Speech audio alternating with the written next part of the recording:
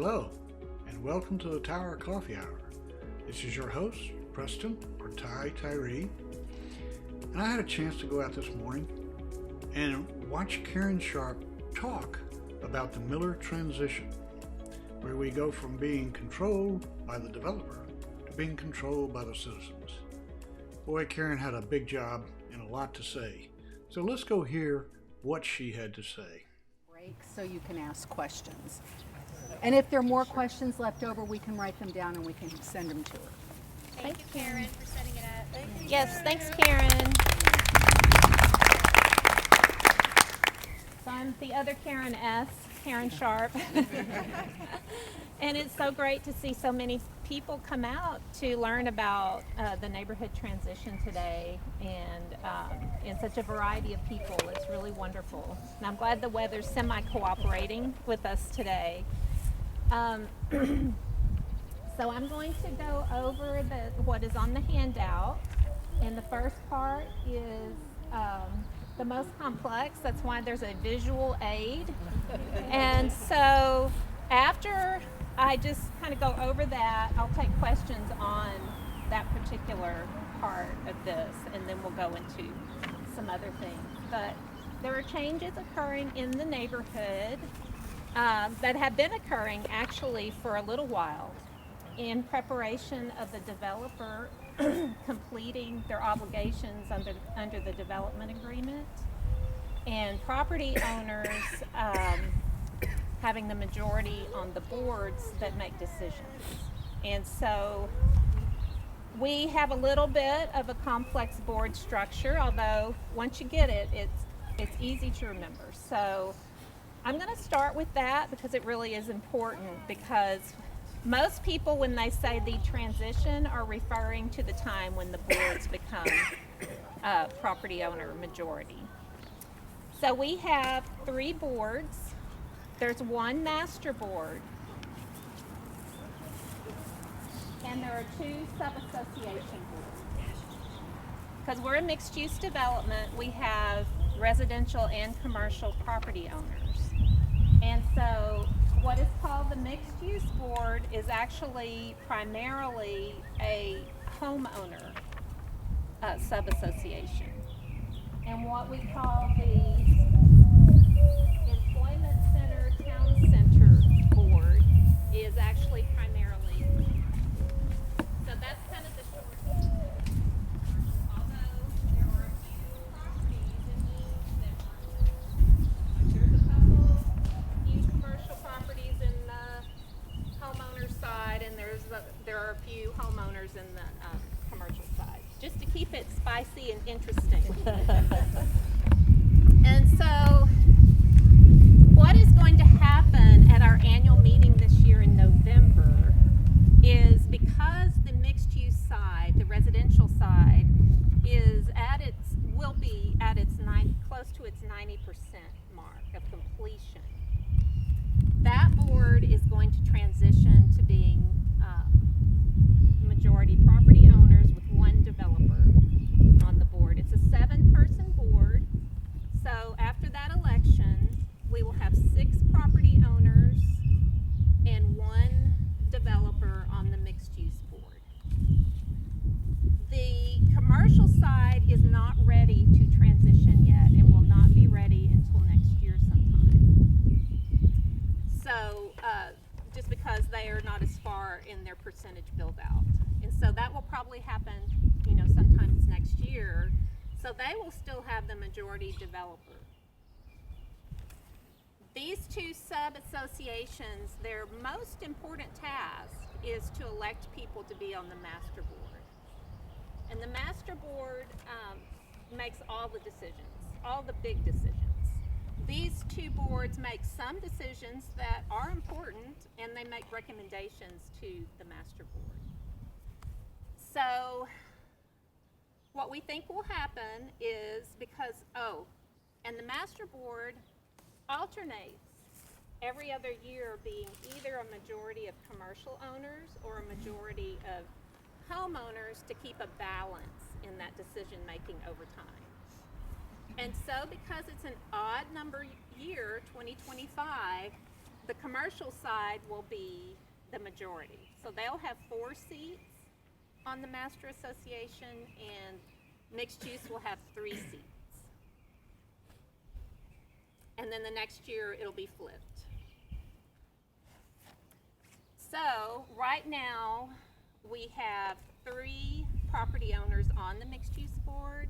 That's Kathy Sokolic, it's Andrew Clements who's here, right there, and it's Joe Denton on the mixed use board. And Andrew and Joe have another year left on their term, their 2-year terms. So we will be actually electing 4 new property owners because Kathy Sokolic is terming out. She's done 2 terms in a row.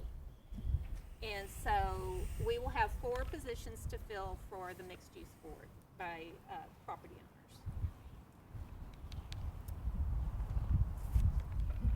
So, what's the next thing? So this is probably a good point to ask the questions you're having. Yes. Deep decisions. The budget and spending decisions, spending reserves on different things. Those are the biggest decisions. Managing the management, providing the supervision, oversight of the management of the neighborhood, like the community manager reports to that board. Good question. Yes, Alex. Are the master board terms also 2-year terms, board members?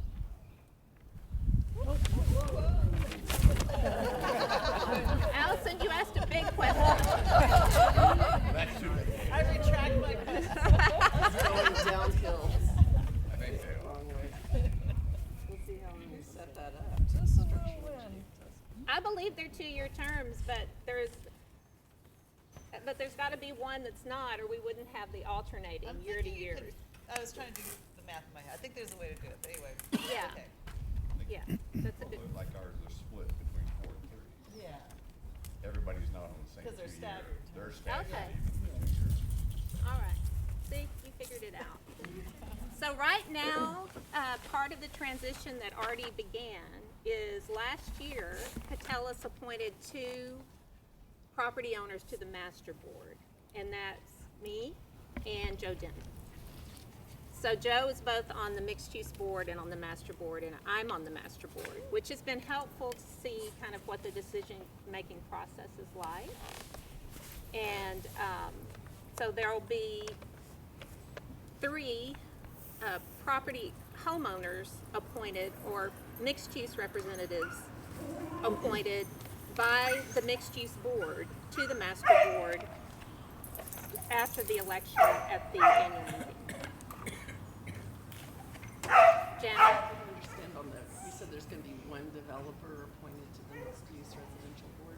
How is that person? Is that from a pool of people who are already developers here? Yes, from Catellus. It's somebody. Oh, it's From the team. okay. Brian you or could tell us. somebody. It's probably Brian. Yeah. Probably. Okay. Yeah. Yes, Karen? Karen, so are the apartments in the on the commercial side, or are they are the apartment owners on the commercial side, or are they on the mixed use side? Yes. Make it Gray zone. Wildflower Terrace is in the mixed use side, and they're commercial. So that's one of the anomalies. Andrew, you trying to say something? I was just saying most of them, I think, are commercial, except for Yeah, the most are commercial. Although the condo. Yeah. So that's one of our anomalies, in terms of keeping it interesting, having a little bit of a mix there. And You may be getting to this, but I was curious about the committee. Are you going to talk about that? yes, there are. Here's an overall. Can I ask one more Oh, question? What sure. you were just talking about regarding me? Am I understanding what you're saying, that the way this all flows up there, that Catellus is still gonna have complete power next year? Well, That's a very good question because I was looking at that myself, and so there's going to be on the commercial board 4 developer reps and 3 commercial reps. I want to pull it back. But my impression that this is not confirmed, my impression is that the developer would like for the property owners to start being in the majority. So they may make some decisions in their election process to, even though there would have to be at least 1 developer because of the numbers, but hopefully it'll be primarily the commercial owners. Yeah. But that's a great question. Kind of an unknown. Janelle? But the commercial owners, until recently, haven't had a whole lot of interest in being involved in a lot of the nitty-gritty. That's correct. The people who live here are more engaged for the most part, but recently commercial owners have started getting really interested in the transitions, and we've had a couple want to join the transition committee, and we had one owner participate in the hiring of the new POA attorney, and we had another commercial owner join the transition committee itself. So that's a good point. Questions? Okay, the committees. So we have a lot of committees. Oh, I'm sorry. Go ahead. Can you give me a sense of the scale of the operation? Like, what's the budget? I think the budget's around $8 million.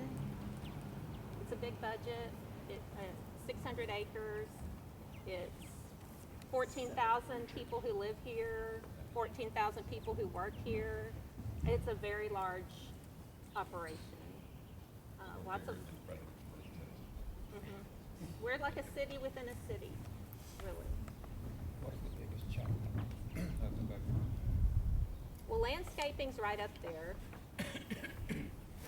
We have, these beautiful parks and shared green spaces And the row home maintenance? and the row home insurance and maintenance is another big expense. But the row homes are their own service areas, so it's the row home owners who pay for those extra services they receive from the POA. So I am going to get to committees now, Ann. We have a lot of them. One of the rumors I had heard is that we have all these committees because volunteers have to run the neighborhood now, and that's not true. The reason that we have so many committees, we have a row home committee, pools committee, a new events committee, a recruitment committee that's pretty new, transition, modifications, landscaping, and budget are all the committees. That really started at the beginning of the neighborhood as a way, not all of them, but as a way to get resident involvement in the operations and to create a sense of ownership and community, really. So that's been kind of a cultural aspect of our neighborhood. We've talked to a lot of neighborhoods, big communities, and that's kind of a unique feature that we have, to have that many property owner committees and that much involvement, which I think just speaks to the enthusiasm that people feel about being here and desire to be involved, which is an asset for us all. Any specific question, Ann? Well, just, it sounds like it's all volunteer, how do you get on them, if you're interested, where do you learn more about them, and that kind of thing. Well, the way to get involved, if you have a particular interest, is to email the Mueller POA at associa.us address. That's the main POA email address. And if you don't know what committee you want to be on, they will probably refer you to the recruitment committee, who will speak to you about what the different committees do. And I really encourage people, even if right now there's no opening on a committee that you're interested in, to go ahead and put in an application. because, you know, things change, people drop off. So if you think you might be interested, it's always a good idea to apply. Yes, Karen? I think it's important. Could you explain the role of the committees and their relationship to Decisions? Yeah. The role of the committees are to advise the boards on decisions. And so especially around budget time, almost all of the committees give input to the budget based on their special area that they're looking at. A combination of long-term planning and immediate needs that they're aware of to bring forward. So that's one of the important things that the committees do. Each one's a little bit different. I mean, the row home elected committee is looking specifically at that service area, the row homes. And that's their focus. The pools, obviously, they're more active during the summer or once the pools are open, which they are now. And events is new. That's really one of the things Catellus has managed almost completely. And since they're leaving, we need to create our own policies for events. We have over 500 requests a year to use Lake Park, for instance. It's a huge operation. And so one of the things that has happened to begin this transition is that there's now an events manager who was hired and is a staff person, which is great, and an events committee that is just formed of residents who will be developing policies on events in the neighborhood. And that includes the pavilion. Yes, Bill? I was gonna mention that one of the biggest properties that we're gonna be managing is the pavilion at Branch Park. Yeah, the pavilion at Branch Park, it wasn't clear for a while whether that was going to belong to the POA or not, but it is, and it's a potential revenue source for the POA to help offset our other expenses. And so that's an important thing that's being figured out right now, what kind of events can be there. Obviously, it's close to where people live, so we, have to be aware of noise and all that kind of thing. So that's part of what the events committee is deliberating. The recruitment committee is a fairly new committee, but they are really encouraging people to apply, to get involved. And later this year, they'll be ramping up their communication about the board positions. And they're looking at some way for us to have a candidate forum for that election, because we really haven't had anything like that in the past because the boards were going to be majority developer. But now we think we need more of a way for the community to really get to know the candidates a little bit better. So, yes, Ben. With Catellus leaving, can you talk about who are going to be the permanent staff positions, or what's the permanent staff structure going forward? And can you also talk about what's the role of associates? I will be talking about that a little bit. Before we move away from this, are there any other questions about the boards and committees? Yes.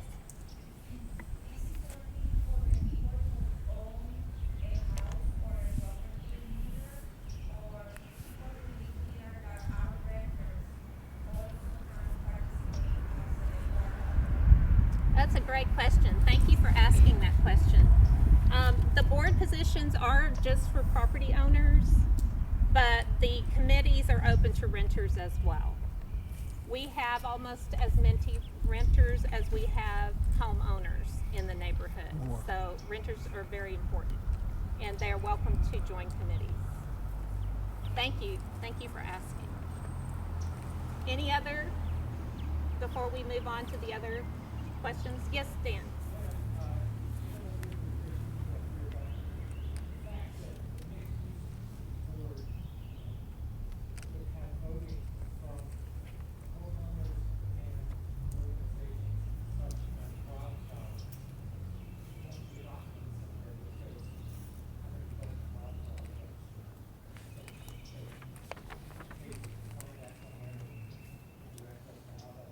Well, my understanding of the formula for how the commercial properties get their assessment units, which equals their votes, is for every dwelling unit, like in an apartment complex, they would get half an assessment unit. So it'd be half the number of votes as units for an apartment complex. But doing the math, which has occurred, there was a concern that, you know, we needed to not have the commercial in with the homeowners because they would have such big blocks. But at the rates that homeowners have been participating in elections, and we expect that to increase, and with us getting close to completion with our maximum number of homeowners, it's really not that a big concern that those apartment buildings have a large number of votes. Why is Yes. it not a concern? The number of homeowners will remain constant when those apartments still are being built. But there's only Wildflower Terrace, and there's one other apartment complex, I think, in the mixed use. Probably workforce. It might be the Aldridge 51. So they're already at capacity. They have, Yeah, they're yeah, not gonna be growing. no, And the rest are gonna be in the ECTC. commercial, yes. Most of the apartments are in the commercial side. But to Dan's question, just to understand a little bit on the budget side, that also determines how many assessment units the commercial owners pay into the budget. So if they're in a big apartment building and they've got 600 units and they're being charged 300 assessment units, then they're paying, 300 times what a homeowner would pay. So that's part of that too. I see so many members of the transition committee here. I would like them to raise their hands.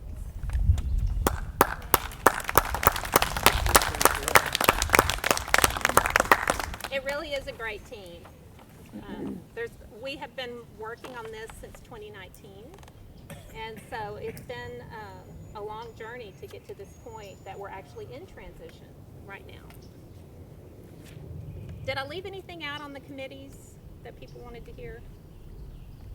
Yes, Barbara. Could you name the members of the transition committee? I'm sitting in the front, so I can't see behind me. Of who all is on there. Karen, could you repeat the question? Yes, I will repeat the question. Barbara wanted to know the names of the transition committee members, and so is Bill Berman, and I will forget someone because I'm just naming them off the top of my head, and Andrew Clements, and Jim Robertson, and Jana McCann. See, I already left out somebody who's probably here. But there's how many total people? 15. And so there's quite a few who are not here. Yeah. Are they listed any place on a website? No, not really. Is there a reason we're not supposed to know who they are? Well, mainly, I'm the chair, and I would like the questions. And that way I can make sure that, everybody isn't getting different questions. But, I can ask the committee if they're okay with their names being published, and they probably are okay with that. There's just, Would probably lead to a lot more information transfer back and forth. well, we'll talk about that as a committee. Thank you for bringing up that question. So, one of the things we did, if you have a handout, now I'm going to the back side of the handout, is we benchmarked best practices with other communities. Although, to tell you the truth, there aren't that many other communities that are like Miller. So we did our best to find, similar developments and find out what was working for them. We actually reviewed all our governing documents, the covenants, and we made recommendations for changes, which we got input from the community on those changes.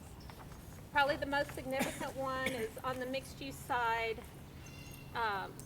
In the covenants, it said that we should divide our neighborhood into districts, 12 districts, and have 12 different elections, to have one delegate for each district, and then those 12 people would decide who is elected to the mixed use board.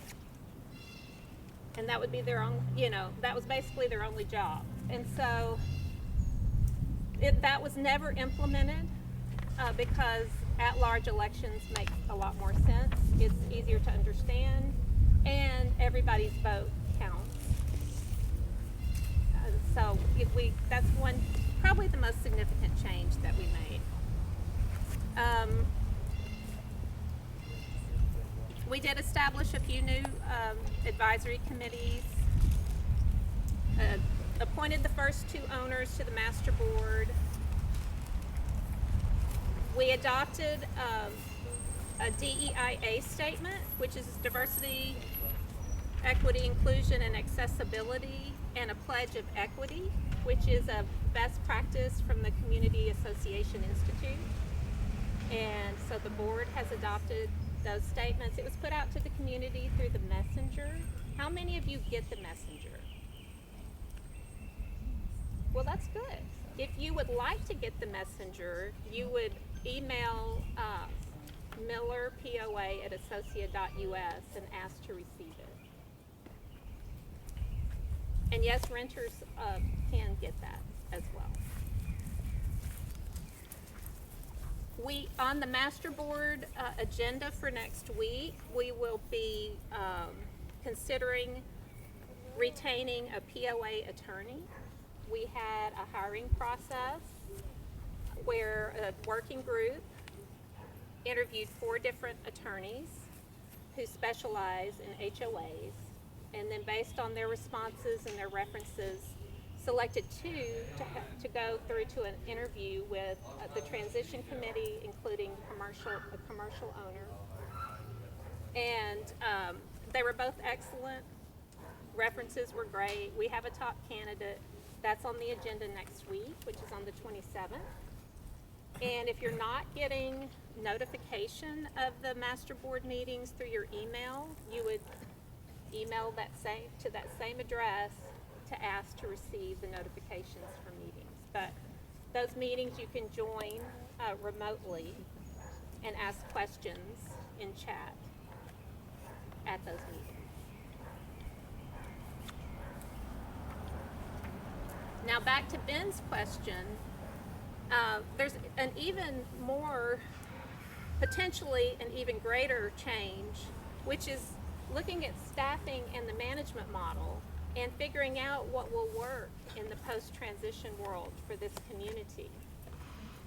And obviously, Catellus has been on site working as part of their real job to manage the neighborhood, and we're losing them. That's a significant amount of work that they were doing.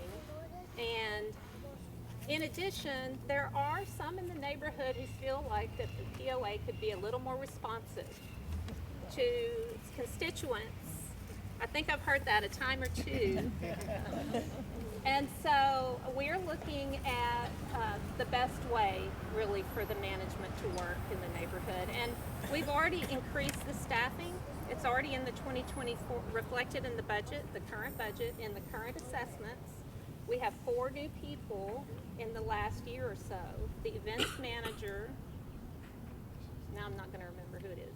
The events manager, the row house manager, who just started. And Landscape, isn't there a landscape? Oh, a landscape manager, thank you, and an additional porter for helping with the park cleanup. So now we have 3 porters, a landscape manager, and the POA manager is a big deal for the row home manager. She's going to track all the service requests and walk the property and really keep an eye on the needs of the row homes. So we hired a consultant last year to help us look at the management model that we use, using Associa,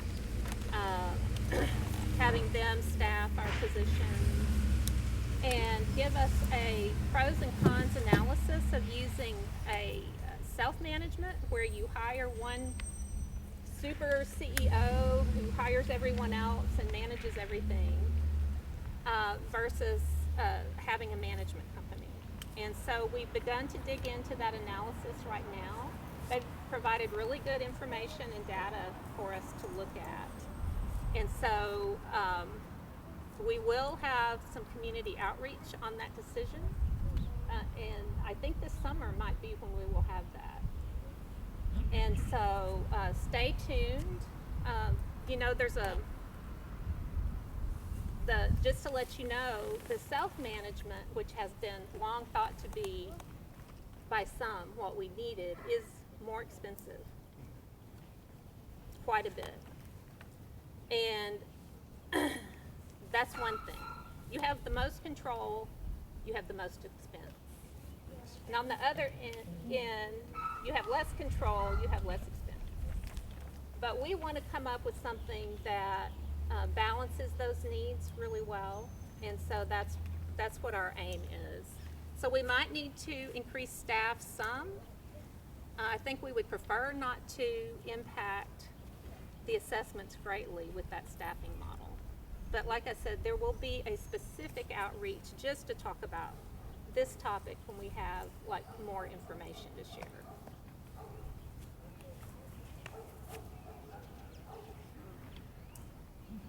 We will have a new POA website. We know that communication is difficult, getting out communication to everybody in the neighborhood. And right now we have like legacy Mueller online systems that no longer have the current information.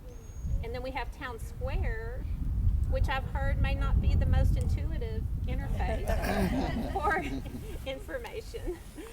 But there is a very nice looking website that's in prototype right now for the POA. And so I'm expecting that we will have a better interface for finding information.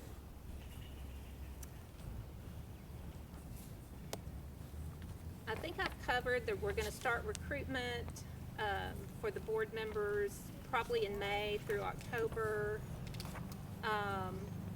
When we know what our management model and staffing is, then we need to look at long-term office space solutions, because we really don't know how much space we need until we know how many people need offices.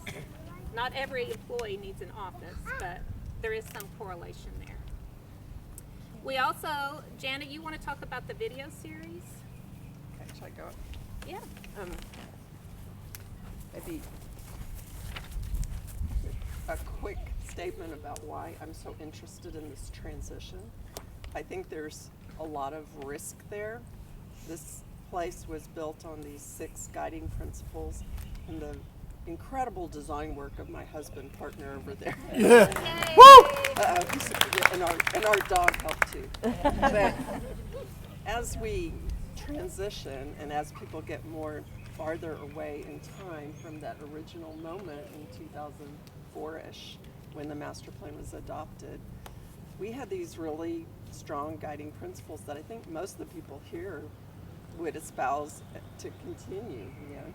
But I'm interested in, because there is a risk that people forget what those are, and that doesn't continue through time.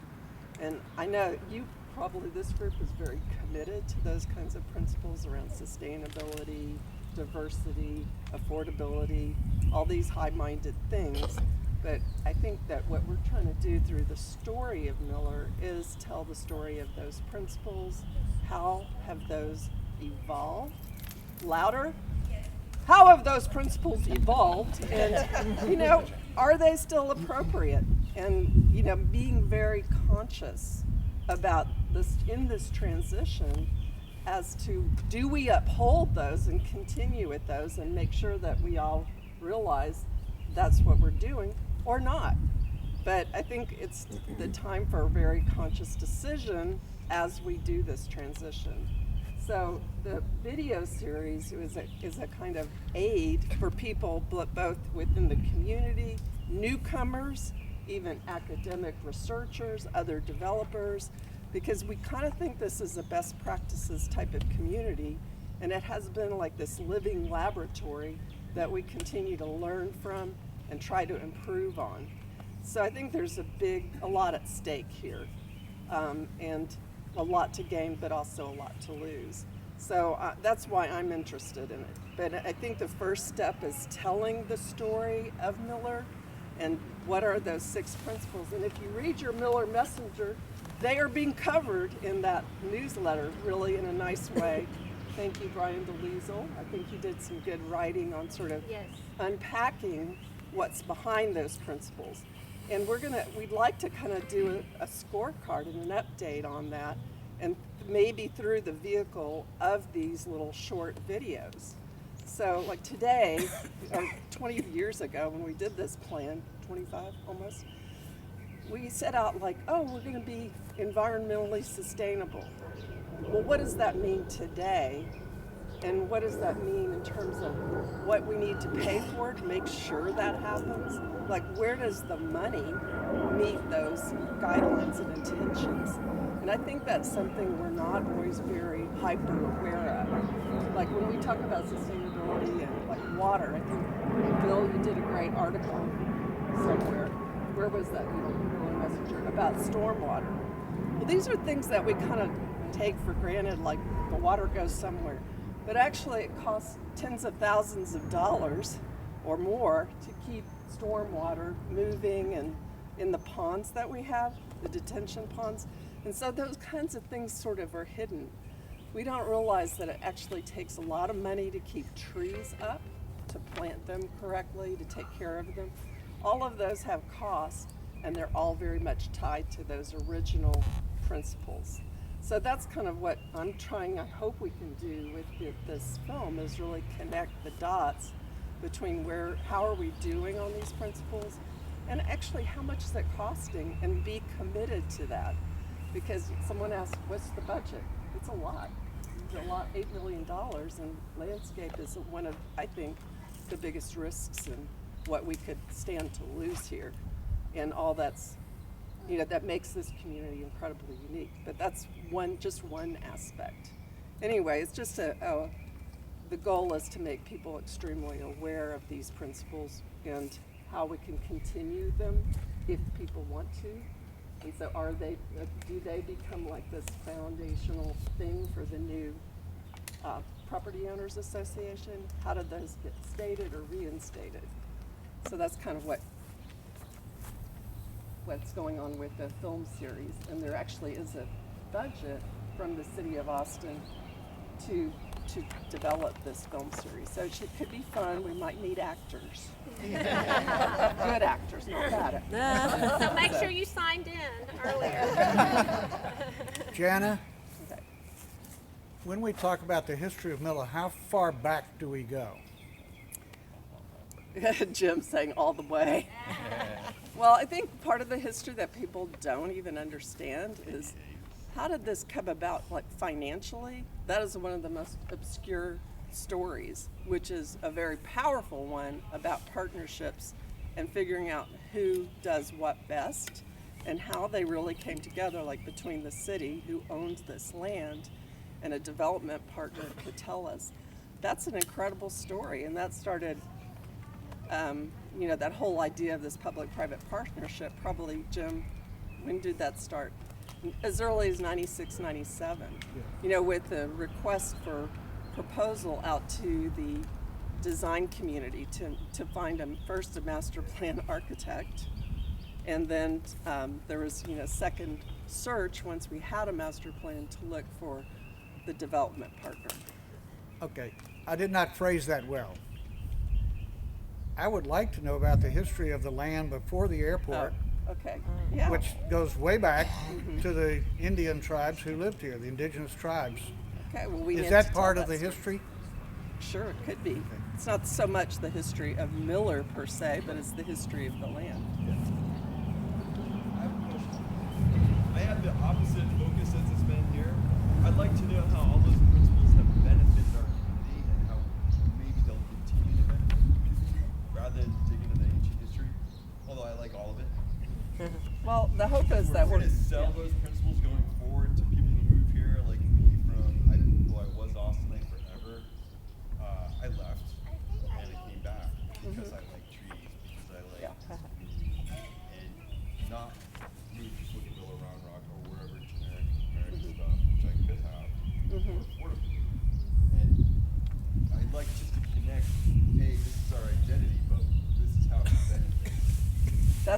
telling yeah. history is gonna.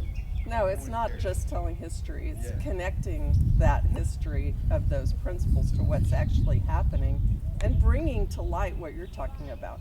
Like, I mean, how many trees are here and how much, carbon have they replaced? I mean, we can look at measures like that, or just like how many. I thought it was so great when this community first started. I think we had within a couple of months 12 different clubs that emerged, like the babysitting, the club, the co-op, the bitch and stitch, how stitch and bitch was it? Stitch and bitch. Sewing Stitch is club. first. There's LGBTQ dinner club. Anyway, that's a measure for the sociability of the community. So I think there's a lot of ways that those benefits are very tangible and easily connected to those core values or principles. But I think that's the kind of story we need to tell, is to connect, why is this important to me right now? How does this benefit us? And what's it going to take to continue or make it better? Right. 'Cause people are gonna come and go. We don't all live forever. I know we didn't plan in a sort of cemetery here. But I personally am going to compost myself in the backyard. Don't tell me. I've already started with this. No, but that's a great point. So we don't want to just bark around and sort of talk about our history gratuitously. It's because it's important to where we're going next. And Karen, the building that Catellus sits in now, their offices, has a lot of beautiful photographs and a little architectural Model, model. yeah. They do. Is that gonna go away when they go away, or do we keep that? Well, there's there's a movement underfoot to try to lobby to keep that for the neighborhood. Although, I don't know how realistic that is, given the city owns it and probably has plans for the sale of it. But it would be so great to keep that as a welcome center, and then that could be POA offices and maybe even a community room for the neighborhood. Let us know how to connect to that movement. Is it another committee? It's another committee. Committee. Okay. No, that's a great question. Yeah. Thank you, Jana. Okay, I know that was a little long-winded, but That's great. And Karen Sharp is like the tireless leader that she's like a professional person doing this work. Yes. And it's almost a full-time job. I can attest to that. Bill says I'm not being paid enough. We're doubling your salary, right? Yeah. Dan, you had another. Given the importance of affordability, is the Mueller Foundation affected at all by transition conversations? Well, Francie Ferguson, the executive director of the foundation, is on our committee.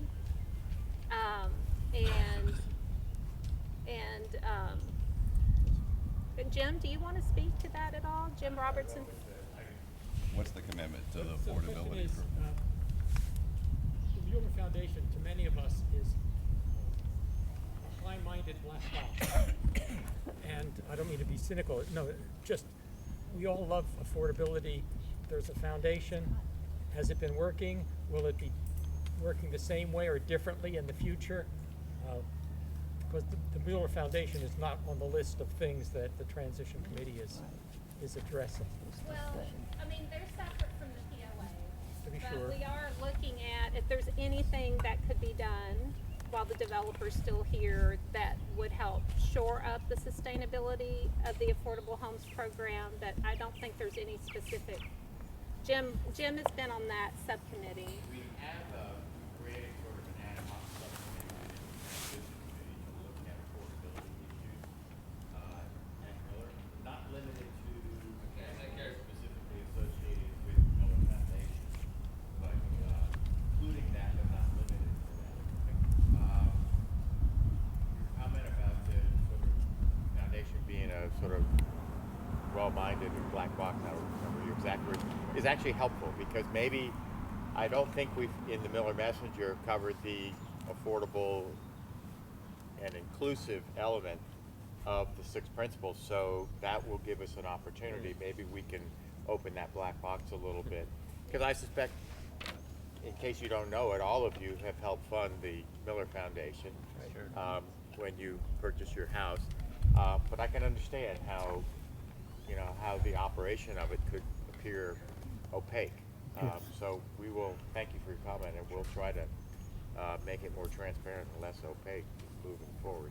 And I can't claim to be an expert. Frances Ferguson, who she's the executive director of it, is a career, lifelong affordable housing advocate and worker. So what little I know, I learned from her. But that's a good point. So thank you. I'm going to get Francie to come to one of our M&A meetings. She's on my list, and she's also a friend, so I think she'll come to talk to us about the Mueller Foundation. She doesn't know, but she's... She doesn't know yet. But she will come. Any other questions? Dan? So let me defer if others have their hands up. Okay. Go ahead. It's just one. Is there going to be an inspection? Like, when you buy a new house or take something over, you get it inspected first. And is there going to be an inspection of the property of the properties that we're going to be even more responsible for before we take this over? Does that make sense? Like somebody going around and looking at and making sure we're all like up to snuff before the transition. Does that make sense? Well, I don't know if there's any like final certificate of completion for the neighborhood, except that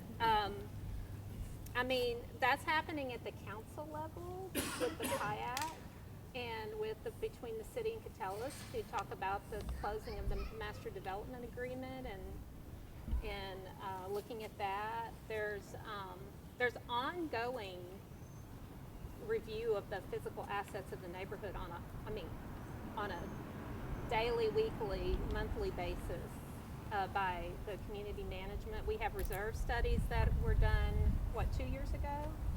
30-year reserve study to forecast maintenance requirements. So there's a lot in place, I think, in that regard. Does anybody else have a comment about that, Andrew? I serve on the city commission, and we're going to try and institute a survey, or we're going to request a survey of city-owned property. And the only vertical building is the branch park. Everything else is probably grounds and the pools and stuff. That's the only building that will be taken under. And it's pretty new. Ben? Piggybacking off of your comment, what will be the city's role going forward in the neighborhood? It's a neighborhood in the city. So they provide utilities, they provide trash pickup. No, there will be, we will, I think, become just like another neighborhood. Okay. Yeah. Okay. And we'll have like a neighborhood contact team, like other neighborhood planning areas, and that's the term that the city of Austin uses for neighborhoods. So, for example, if someone wanted to come in and build a high-rise on this street, they'd have to go through a big zoning change. They would have to contact the neighborhood contact team, and then there would be a negotiation and discussion that ensue. So that's just, I think it's going to be pretty identical to how other neighborhood planning areas are treated, is my understanding from talking to some city council I have a question people. about that. So there were some special things that we did at Miller, lot size, height restrictions, lots of other things that we were able to do because we're a PUD. Right. Any of that's going to be coded in and codified for? Yeah, it's already in the code. So the high-rise is not allowed in this particular zoning area as far as the planned unit development zoning that we have states. It stays. So it would require a zoning change that would probably never happen. But I'm just saying, if someone did want to bring a use that's not currently permitted through the zoning, then they would have to go through a process by which the neighborhood planning team would be engaged. Yeah, and Jana, I think it might be a code change, not a zoning change, which is a higher threshold.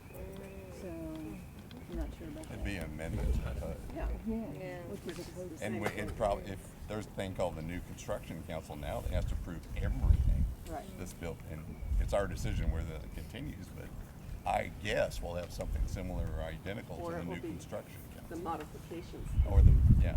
I think, Jim, doesn't the NCC I go think away? that's going to be a decision the POA will make. Yeah, we would decide if we continue that law. So before we lose everyone, because it is getting very warm, I noticed that it is that. Does anyone have some other questions? I can take maybe 2 or 3 other questions. Preston? I don't know whether it's a question or whatever, and I feel a little bit like, full disclosure, I'm in the middle of this with my wife and some other people in the neighborhood. We want to see a community center built in Miller.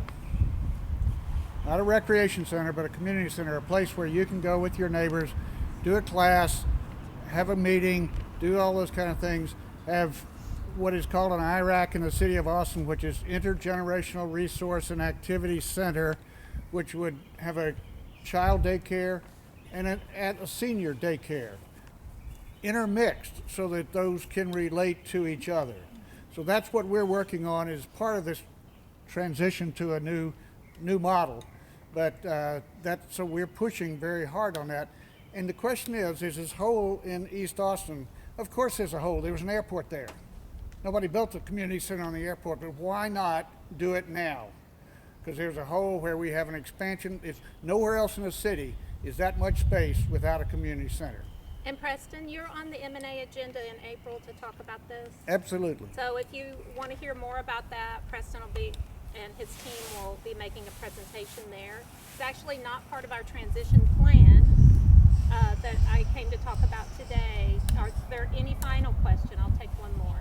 I'm going to give Stacy, right? Sally. I knew it was an S. Okay, again. How this transition committee is going to work with buildings that managed by DMA, other companies, management companies. Is this part also, did you consider that this building like Aldrich 51 that you mentioned is where I live, and I know that DMA right now have manages issues with the building, how you work with the different buildings that are only apartments?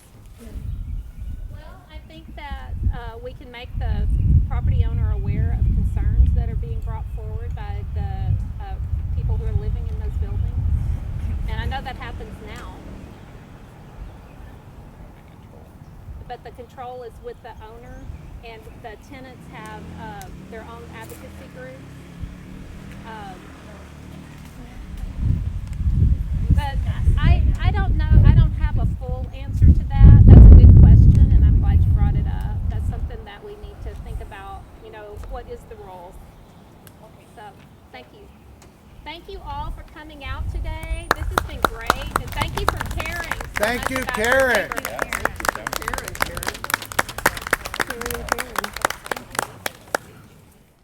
Wow, that's a lot of data, a lot of information to take in. I'm glad we were able to trap it so that we can go back and look at it when we need to. Karen did a great job, and there was a lot of good questions. It was really interesting to see how many people came out and took the time to go through this. So this is Preston Tyree signing off for another edition of the Tower Coffee Hour.